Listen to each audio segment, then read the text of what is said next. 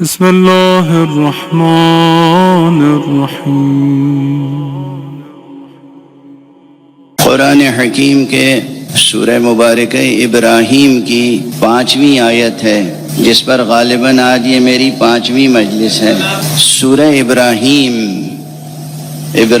بت شکن، یہ سورہ از اول تا آخر اپنی ایک ایک آیت میں نہ جانے کتنے مضامین اور کتنی حکمتیں اور کتنے معارف سموئے ہوئے ہیں۔ حضرت امام زین العابدین علیہ الصلاۃ والسلام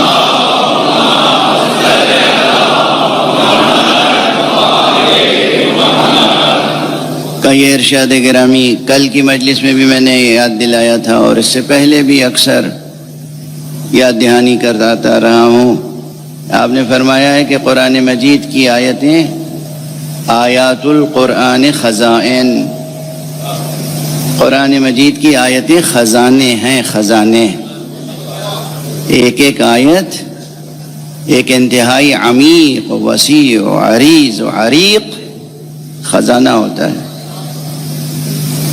تو جب بھی کوئی شخص کسی خزانے کے دہانے پہ پہنچے تو اس پہ یہ لازم ہوتا ہے کہ وہ دیکھے اس خزانے میں کیا کیا اللہ نے نعمتیں رکھی ہیں۔ تو تدبر فی القرآن کے سلسلے میں اور تفکر فی القرآن کے سلسلے میں یہ ایک رہنما ارشاد ہے ہمارے چوتھے امام علیہ السلام کا۔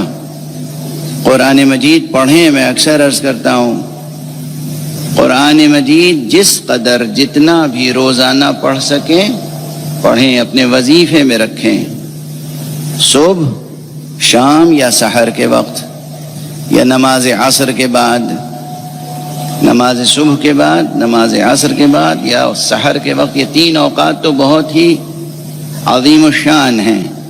یہ وہ اوقات ہیں کہ جب قرآن مجید انسان آداب قرآن کے ساتھ باوضو ہو کر عشق الہی کے ساتھ تلاوت کرتا ہے تو اللہ سبحانہ و تعالی، وہ عربی جانتا ہو یا نہ جانتا ہو، اس تلاوت کرنے والے کے قلب پر نورانیتوں کی چھوٹ پڑتی رہتی ہے۔ کوئی صحبت قرآن سے بے فیض نہیں اٹھتا۔ یہ ممکن نہیں ہے کہ کوئی قرآن حکیم کو اپنے سامنے کھول کر رکھے، محبت کے ساتھ، یقین کے ساتھ تلاوت کرے اور اسے کچھ حاصل نہ ہو۔ یہ ممکن نہیں ہے۔ جو لوگ یہ کہتے ہیں ان کی رائے سے میں متفق نہیں ہوں۔ بہت سے حضرات بحث کرتے ہیں کہ قرآن، ایک تو بہت بڑے عالم ہیں، میں اس وقت نام نہیں لینا چاہتا ان کا، عالم ہیں وہ، لیکن وہ کہتے ہیں کہ اس طرح سے قرآن مجید پڑھنا کہ انسان ترجمے سے بالکل واقف نہ ہو اور تفسیر سے واقف نہ ہو، یہ باطل ہے۔ یہ لفظ باطل کا استعمال اس طرح سے انہوں نے کر لیا کہ ان کا علم و فضل و اجتہاد کا بطلان خود ہی واضح ہو گیا۔ قرآن مجید پڑھیں، لیکن ہاں اگر اللہ توفیق دے، اور یہ توفیق پیدا کیجئے، یہ توفیق حاصل کیجئے، اس توفیق کو حاصل کرنے کے لیے دعا کیجئے کہ ترجمہ بھی پڑھنے کا موقع ملے، تفسیر بھی پڑھنے کا موقع ملے، تعویل تک پہنچنے کا موقع ملے، تعبیر حاصل کرنے کا موقع ملے، عبرت حاصل کرنے کا موقع ملے۔ یہ سب مراتب ہیں۔ قرآن مجید سے عبرت کس طرح حاصل کی جاتی ہے، قرآن مجید سے اعتبار کیسے حاصل کیا جاتا ہے، یہ ایک علیحدہ موضوع ہے مستقل، جس پر کسی صاحب فضل نے ابھی تک مستقل طور پہ قلم نہیں اٹھایا ہے۔ یہ ایک علمی موضوع ہے، قرآنیات میں ایک علمی موضوع ہے کہ کس طریقے سے قرآن مجید سے اعتبار حاصل کیا جاتا ہے۔ اور میں جب اعتبار کا کلمہ استعمال کر رہا ہوں تو اس کی بھی ایک اصطلاحی حیثیت ہے عرفانی ادب میں، عرفانی علوم میں، لیکن آپ سے ذہنی اور عرفانی ایمانی قربت کی بنا پر میں کہتا ہوں کہ آپس میں ایک دوسرے پر اعتبار کرنا کبھی یہ تجربہ کیا ہے؟ ایک دوست کا کسی دوست پہ اعتبار ہوتا ہے، یہ تجربہ کیا ہے کبھی؟ ہوتا ہے تجربہ، کبھی آپ کا اعتبار قائم ہو جاتا ہے، کبھی آپ کا اعتبار ٹوٹ جاتا ہے۔ رشتوں میں یہ ہوتا ہے، بھائی بھائی کے رشتوں میں ہوتا ہے، والدین اور اولاد کے رشتوں میں ہوتا ہے کہ ایک رشتہ ہے، اس رشتے کے تقاضے کچھ بے کہے تسلیم کیے جاتے ہیں،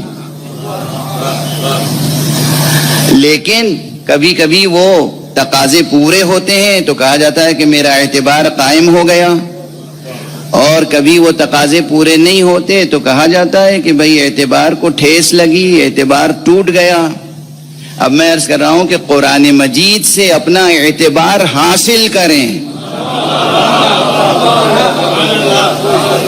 جوانان عزیز، بطور خاص جوانان عزیز، یہ نوخیز بچے، ان کی تربیت ماں باپ اس طرح کریں، بڑے بھائی چھوٹے بھائیوں کی تربیت اس طرح کریں، بزرگ مومنین اپنے نوجوان برخورداروں کی اس طرح تربیت کریں کہ یہ قرآن سے اعتبار حاصل کریں، اور پھر یہ میوچول رشتہ ہو، آپ کا قرآن پر اعتبار ہو، قرآن کا آپ پر اعتبار ہو جائے۔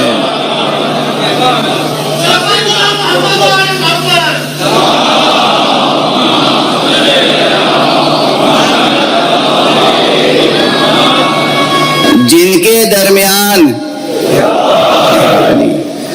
جن تلاوت کرنے والوں کے قسمیں ہیں، خود حدیث میں یہ مضمون آیا ہے کہ رب تال للقرآن والقرآن یلعنہ، کتنے قرآن مجید کی تلاوت کرنے والے ہیں جن پر قرآن لعنت کرتا ہے۔ حدیث ہے، یعنی وہ بیٹھ کے قرآن کی تلاوت کر رہے ہیں اور قرآن ان کے اوپر لعنت کرتا ہے۔ اب دیکھیے، بات سے بات نکلتی چلی جاتی ہے، کتنی مثالیں اس کی دی جا سکتی ہیں۔ ایک بڑی مثال دے دوں، حالانکہ بہت دل پہ جبر کر کے میں مثال دے رہا ہوں۔ خاندان بنو امیہ کا، ارے اور جانے دیجئے، وہ شخص جو تخت حکومت پر بیٹھ کر یہ کہتا ہو، اس کا شعر نہیں ہے، کسی اور کا شعر ہے، دہرایا تو اس نے کہ لعبت ہاشم بالملک فلا ملک جاء ولا وحی نزل، یہ تو بنو ہاشم نے ایک کھیل کھیلا تھا، ورنہ نہ کوئی ملک نازل ہوا تھا، نہ وحی نازل ہوئی تھی، یعنی نہ جبرائیل آئے تھے، نہ قرآن نازل ہوا تھا۔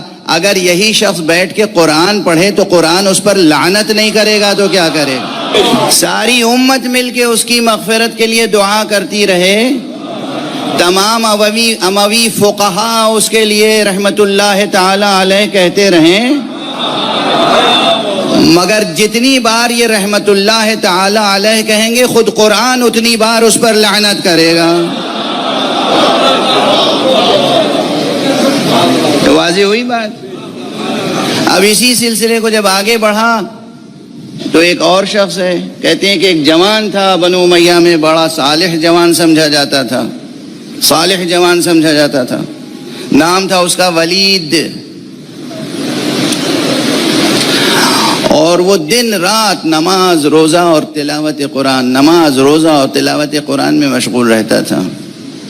لیکن جس دن جیسے ہی اس کے باپ کی آنکھیں بند ہوئیں اور اسے اطلاع ملی کہ تخت حکومت اسے مل گیا ہے، اب وہ ہو گیا ہے حاکم، خلیفۃ المسلمین، اس نے قرآن مجید کو بند کیا اور یہ کہہ کے بند کیا، خدا حافظ، یہ میرا آخری رابطہ تھا آپ سے۔ عبارتیں اس کے اصل الفاظ تاریخی کتابوں میں موجود ہیں۔ اور اس کے بعد جو ظلم و ستم کا سلسلہ شروع ہوا، امت مصطفیٰ پر، امت قرآن پر، اہل بیت پر، عامت الناس پر، کوئی اس کو ظلم ستم سے نہیں بچا۔ ایک مرتبہ کسی موقع پر انہوں نے قرآن مجید سے تفاعل کے لیے قرآن اٹھایا، اور اس میں وہ آیت نظر آئی جو سرکشوں کی سزا کے لیے تھی۔ انہوں نے قرآن مجید کو پارا پارا کر کے 2 شعر کہے اور کہا کہ روز محشر خدا کے سامنے گواہی دینا کہ میں نے تجھے پارا پارا کیا ہے۔ یہ ہے بنو امیہ کی نسل سے ہونے والے امراء مملکت اور خلفاء کی سیرت. میں اس سے زیادہ پڑھنا نہیں چاہتا ہوں اس موضوع پر. ایسے افراد جب قرآن پڑھ رہے ہوں گے تو قرآن ان کے ساتھ کیا سلوک کر رہا ہوگا؟ وہ قرآن پڑھ رہے ہوں گے، قرآن ان پر لعن کر رہا ہوگا. تو قرآن مجید سے وہ رشتہ قائم کیجئے کہ قرآن کا آپ کے اوپر اعتبار قائم ہو جائے، قرآن کا آپ کے اوپر اعتبار قائم ہو جائے اور آپ کا قرآن پر اعتبار قائم ہو جائے. بہت بڑی عرفانی سیر و سلوک کی بحث کو سمیٹ کر نچوڑ کر ایک جملے میں عرض کر رہا ہوں. جب انسان قرآن مجید سے اعتبار حاصل کر لیتا ہے اور اس کا اعتبار قرآن پر قائم ہو جاتا ہے، تب اس کی زبان میں یہ تاثیر پیدا ہوتی ہے کہ ایک مرتبہ بسم اللہ کہہ دے تو کن فیکون کا معجزہ ہو جاتا ہے.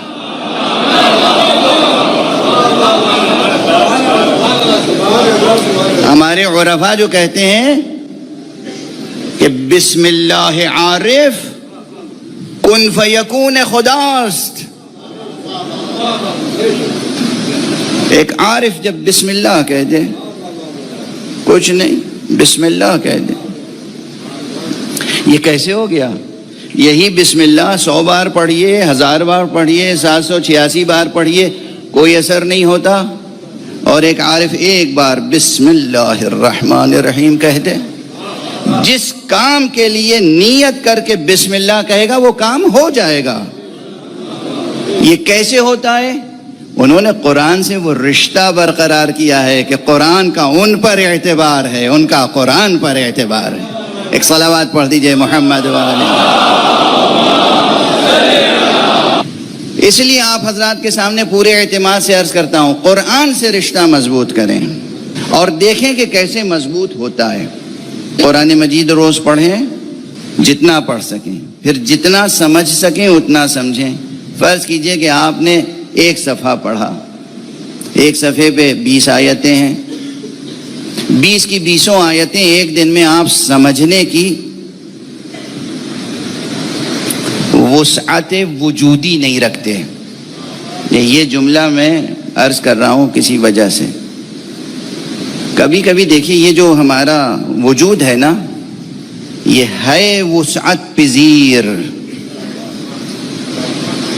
اللہ نے قرآن مجید میں آسمان کی ایک خصوصیت بتائی ہے اس کاسمولوجی کی، کہ ہم نے اپنے ہاتھوں سے اس آسمان کو بنایا ہے اور ہم مسلسل اسے وسعت دیتے جا رہے ہیں، وسعت دیتے جا رہے ہیں، وسعت دیتے جا رہے ہیں. خدا کی قسم، خود آپ کا نفس، آپ کے وجود کے اندر بھی ایک آسمان پوشیدہ ہے، اور وہ آسمان بھی ایسا ہے کہ جسے دست کن فیکونی حق سبحان مسلسل وسعت دینا چاہتا ہے اور دے رہا ہے. لیکن وہ چاہتا یہ ہے کہ آپ بھی تو چاہیں کہ یہ آسمان وسیع سے وسیع تر ہو. آپ کے وجود میں وہ سعت، وہ وسعت، وہ پہنائی، وہ گیرائی، وہ گہرائی، وہ پہنائی، وہ بلندی، وہ گہرائی پیدا ہو کہ جس میں علوم کی سمائی ہوتی چلی جائے. اسے کہتے ہیں وسعت وجودی. اور اس میں ہوتا یہ ہے کہ کبھی ایک آیت سمجھی اور یقین کیجئے کہ کبھی اس میں معنی اتنے سنگین ہوتے ہیں کہ اگر سمجھ میں آ جائیں تو انسان کبھی غش کر جاتا ہے. آیات قرآن، آیات قرآن، یہ ترجمہ پڑھ کے ناز کرنے والے کیا جانے کہ قرآن کے معانی کا وزن کیا ہوتا ہے. قرآن مجید کی آیتیں، ایک آیت کا مضمون سمجھ میں آ جائے تو انسان پر غشی سی طاری ہو جاتی ہے. لیکن وہ غشی نہیں ہوتی جسے بے ہوشی کہتے ہیں. وہ کیفیت نہیں ہوتی، ایک عجب کیفیت ہوتی ہے. یہ جسم کمزور ہو جاتا ہے، لاغر ہو جاتا ہے، تھوڑی دیر کے لیے محسوس ہوتا ہے کمزوری آ گئی ہے، لیکن روح قوی ہوتی چلی جاتی ہے. روح قوی ہوتی چلی جاتی ہے. روح کے بار کو اس وقت یہ جسم اٹھا نہیں پاتا ہے. تو مصلی پر جب تلاوت کرتا ہے انسان تو اس سے پھر اٹھا نہیں جاتا ان قدموں سے جب تک کہ فرشتے آ کے سہارا نہ دیں اس کو. یہ قرآن مجید کی تلاوت کے تجربے ہیں جو عرض کر رہا ہوں. قرآن مجید میں تفکر، تدبر، کبھی چہرے کا رنگ بدل جائے گا، آنکھوں کا رنگ بدل جائے گا، جسم کمزور ہو جائے گا جب کوئی آیت سمجھ میں آ جائے گی کہ کیا بات کہی ہے۔ واضح ہے جو گفتگو ہو رہی ہے کہ آپ کا اتصال، ارتباط سب سے پہلے تو قرآن مجید سے ہو، اور اس کے بعد ان سے ہو جنہیں اللہ نے قرآن کا ترجمہ بنا کے پیدا کیا ہے، ان سے اتصال ہونا چاہیے۔ تو قرآن سے بہرحال ہر اعتبار سے آپ ربط و رشتہ جب قائم کریں گے تو آیتیں خود آپ سے بولیں گی، اور پھر روزانہ تھوڑا سا تفکر، تدبر، تعمق، اور قرآن کے ساتھ سفر وجودی، ذہن کا سفر قرآن کے ساتھ، قلب کا سفر قرآن کے ساتھ، روح کا سفر قرآن کے ساتھ۔ جب قرآن کے ساتھ ذہن و قلب و روح کا سفر ہو جائے گا، یہ تجربہ جب پیدا ہوگا تو ذہن کبھی پستی کی طرف جائے گا ہی نہیں، ہمیشہ بلندی کی طرف جائے گا، ہمیشہ بلندی کی طرف جائے گا۔ جب ذہن بلند ہوگا، نفس بلند ہوگا، قلب بلند ہوگا تو اقدار بھی بلند پیدا ہوں گے، اخلاق بھی بلند پیدا ہوں گے، اور کبھی انسان سے کوئی انسانی بلند اور رفیع مرتبے سے گری ہوئی کوئی حرکت صادر ہو ہی نہیں سکتی۔ اس رتبے پر عام انسان پہنچ سکتے ہیں اگر ریاضت کریں۔ جنہیں اللہ نے معصوم پیدا ہی کیا ہو ان کا رتبہ کتنا بلند ہوگا۔